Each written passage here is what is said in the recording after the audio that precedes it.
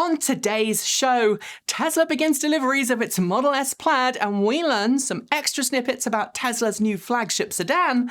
The developer of the KeystoneXL pipeline calls it quits after having their permits revoked by the US government, and Ford confirms that it's now received more than 100,000 pre-reservations for its Lightning electric pickup truck. These stories and more coming next. This is Ecotricity's Ecotech Roundup show from New Zealand's only carboNZero certified renewable electricity company. We only source from wind, hydro and solar, and we are the leading supplier of electricity to EVs in New Zealand. Switch today at ecotricity.co.nz.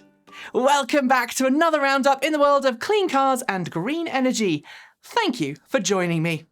We begin today with the official start of deliveries of the Tesla Model S Plaid, Tesla's most powerful, most expensive, and most impressive Model S to date.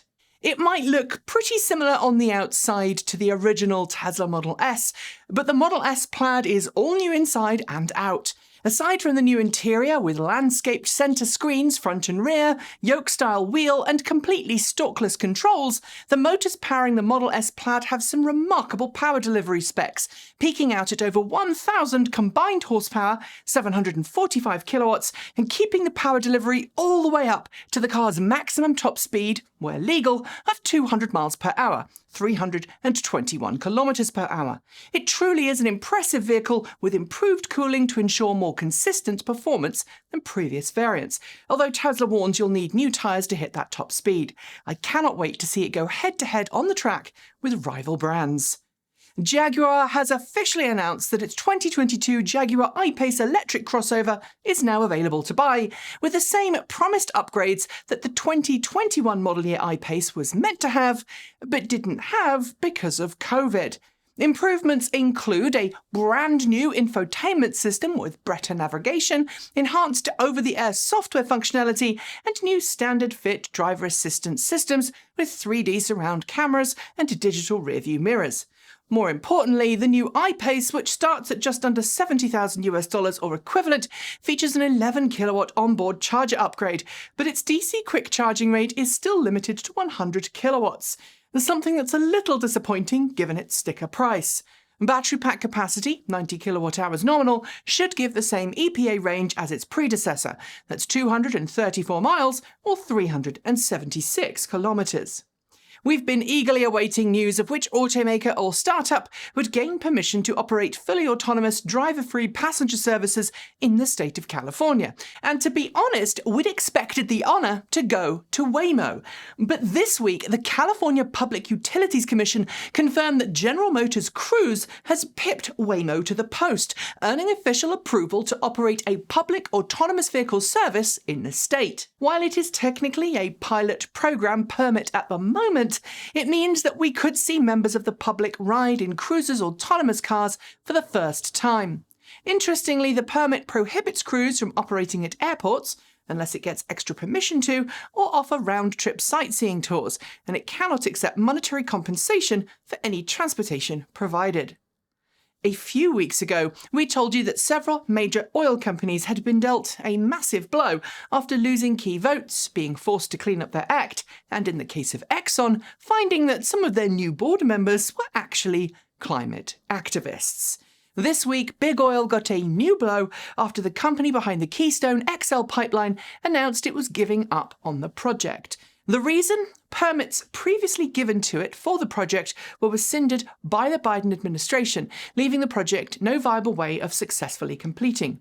This is most certainly a victory for those who campaigned against its construction, and is also a victory for those seeking a cleaner, greener future.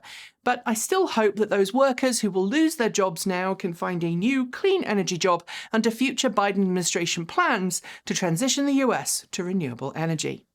We all know Tesla has been using select customers to help it beta test its full self-driving functionality, but what you might not know is that the company has also been operating a fleet of in-house beta testing cars, supervised by specially trained staff. To date, that fleet has operated in select US states, but this week, the eagle-eyed folks at Electrek noted that Tesla has now expanded its job postings for similar options around the country, and in fact around the world. Since every country has slightly different regulations concerning autonomous vehicle and semi-autonomous vehicle operations, this makes total sense, and I'm guessing the new hires will help ready FSD for the regulators. So if you're in the market for a job and you'd like to be on the inside with FSD, maybe it's now time to brush off your resume. It was back in December last year when California startup Aptera came, Phoenix-like, out of the ashes of the company that had borne its name more than a decade ago. And when it did, it showed the world a leaner, more efficient, more capable take on the original Aptera 2E design.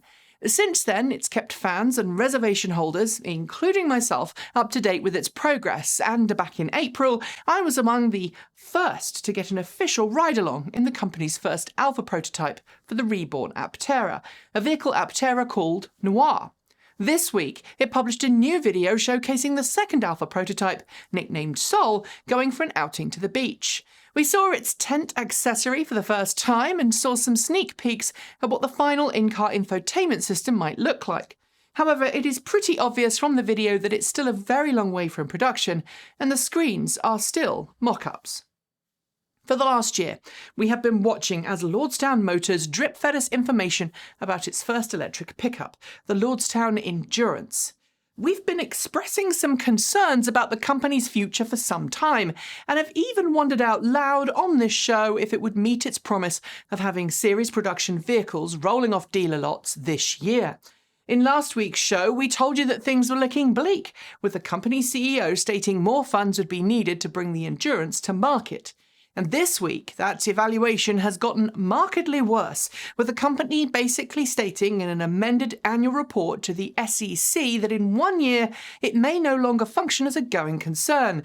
It has now categorically said it doesn't have the money to bring the Endurance to market, and its share price has tanked. Making vehicles is hard, and I'm seriously doubting Lordstown will make it.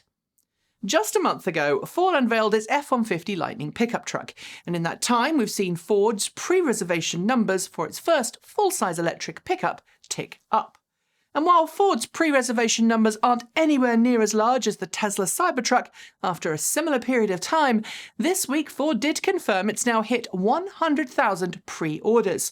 Of course, pre-orders don't always translate into confirmed orders, but it does show that a serious number of people have plopped down $100 to get a chance to get in line to buy one, including me. The money Ford has amassed from this $10 million should help it secure some serious battery supplies for initial production, and hopefully help it accelerate the battery facility it's currently working with SKI to build. Watch this space. I don't know about you, but I've been eagerly watching the aviation world slowly test electric airplanes, both traditional passenger-carrying craft and more advanced vertical takeoff and landing craft.